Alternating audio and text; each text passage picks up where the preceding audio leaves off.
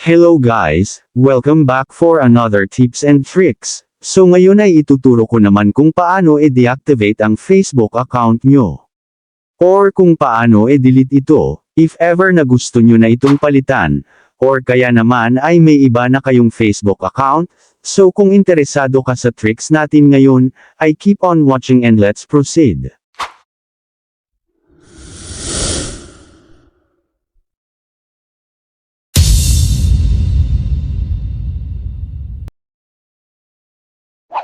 So ang una nyong gagawin upang ma-deactivate, or ma-delete ang inyong Facebook account, ay kailangan login ito, o kung naka-login naman, ay open natin ito.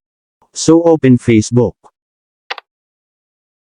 Then kapag na-open mo na ang Facebook account mo, ay i-click yung hamburger sign, or three horizontal lines sa itaas.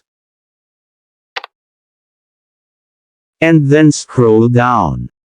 At hanapin ang Settings and Privacy, at i-click nyo ito. So dito naman sa Settings and Privacy, ay i-click ang Privacy shortcut. And then scroll nyo lang pababa.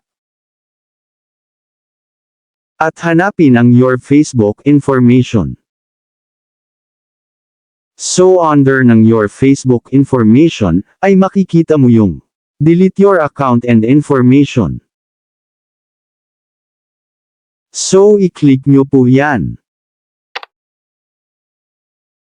So ayan, dito ay may dalawang options tayo, ito yung Deactivate Account at Delete Account.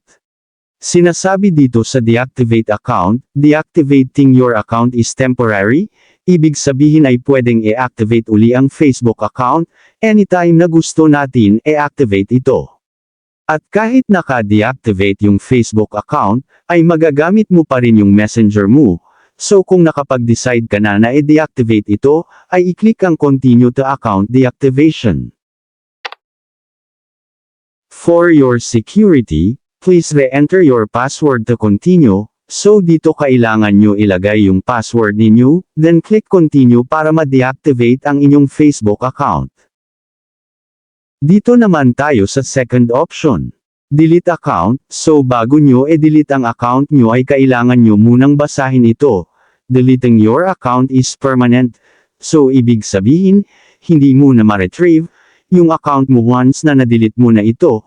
Kasama na din na ma-delete yung mga na-share mo na information, at mga content sa Facebook, kasama na din na ma-delete lahat ng message, pati ang Messenger account mo. So ngayon, kung nakapag-decide ka na i-delete ang account mo, ay i-select ang Delete Account, then i-click ang Continue to Account Deletion. So dito pwede kang pumili ng reason, kung bakit kailangan mong i-delete ang Facebook account mo. So for example ito yung napili natin. So ngayon, kung nakapag-decide ka na, at gusto mo na talagang i-delete ang Facebook account mo, for whatever reason, then i-click ang Continue to Account Deletion.